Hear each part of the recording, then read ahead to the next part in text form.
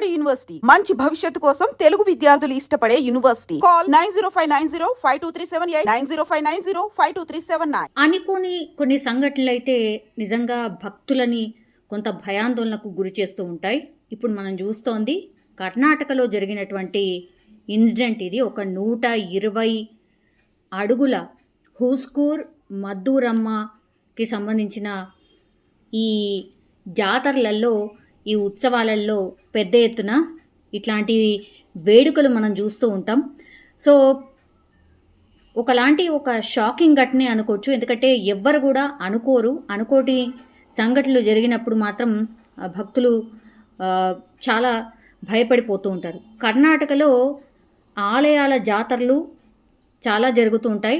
అందులో భక్తులు అమ్మవారి రథాన్ని లాగుతూ ఉంటారు.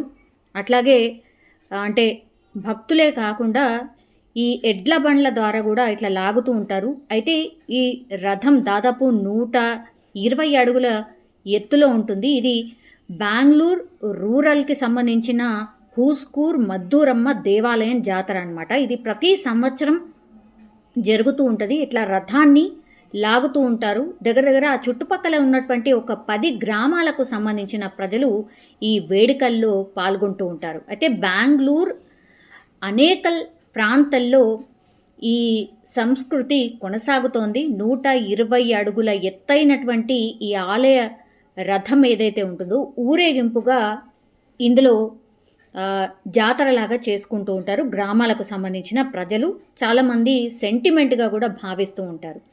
అయితే అప్పుడప్పుడు ఇట్లాంటి అనుకోని సంఘటనలు కూడా జరుగుతాయి. ఎందుకంటే రథం చూడొచ్చు ఎంత పెద్దగా 120 అడుగుల ఎత్తు అంటే మామూలు విషయం కాదు. అయితే ఈ రథాన్ని లాగుతున్న సందర్భంలో బ్యాలెన్స్ కోల్పోయి ఇట్లా పూర్తిగా నేల మీద పడిపోయిన సందర్భం. దానిపైన ఆ రథానిపైన మనం చూడొచ్చు స్పష్టంగా చాలామంది కూర్చొని ఉన్నారు. ఆ కింది స్టెప్స్ వరకైతే కూర్చొని ఉన్నారు.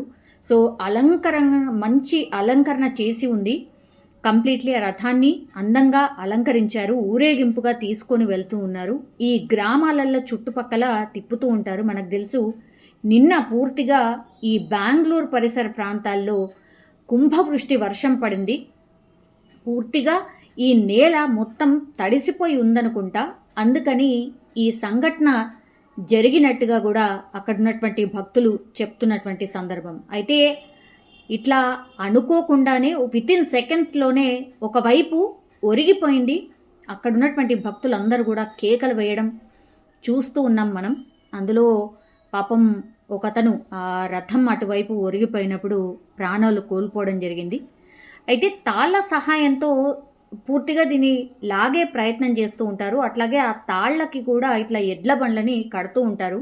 గతంలో కొన్ని వందల సంఖ్యలో ఇక్కడ ఈ రథాలని ఈ ఊరు ప్రజలు లాగుతుండేవాళ్ళు. కానీ ఆ సంఖ్య తగ్గిపోయి పూర్తిగా ఒక 10 నుంచి 15 మాత్రమే ఇట్లాంటివి ఈ రథాల్ని ఊరేగించడం అక్కడ ఆనవాయితీ.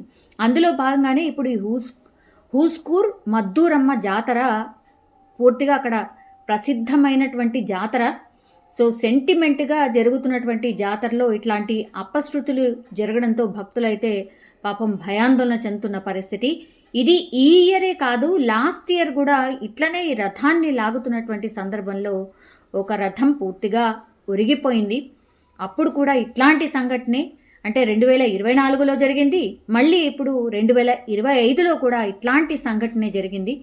సో భక్తులైతే పాపం వాళ్ళు ఏమైంది, మా పైన ఆగ్రహించుకున్నారా, ఈ దేవతలు ఏమైనా కోపంగా ఉన్నారా అన్నటువంటిది చాలా సెంటిమెంట్గా కూడా భావిస్తున్న పరిస్థితి అయితే కనిపిస్తోంది.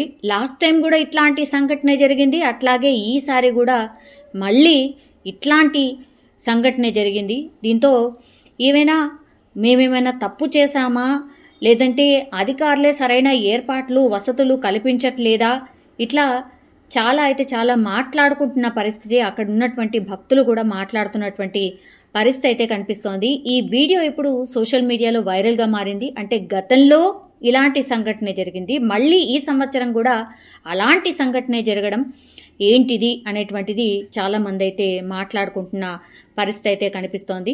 బట్ ఇట్లాంటి అపశృతులు దొరికినప్పుడు కూడా చాలామంది అంటే ఏమైనా సంప్రోక్షణ జరగాలి, లేదంటే దోషం ఏదైనా జరిగుంటే దాన్ని ఎట్లా మరి పూర్తిగా మళ్ళా ఆ దోషాన్ని తొలగించడానికి ఏమైనా పూజలు చేయాలా, ఇట్లాంటివి కూడా మాట్లాడుకుంటున్న సందర్భం. కానీ ఒక్కసారిగా 120 అడుగుల ఎత్తులో ఉన్నటువంటి ఈ రథం ఏదైతే ఉందో పూర్తిగా కుప్పకూలడంతో పూర్తిగా నేలపైన పడిపోవడంతో ఇప్పుడు భక్తులైతే పాపం భయాందోళన చెందడమే కాదు, అయ్యో ఏమైంది ఏంటి అనేది కూడా పూర్తిగా మాట్లాడుతున్న పరిస్థితి కనిపిస్తోంది.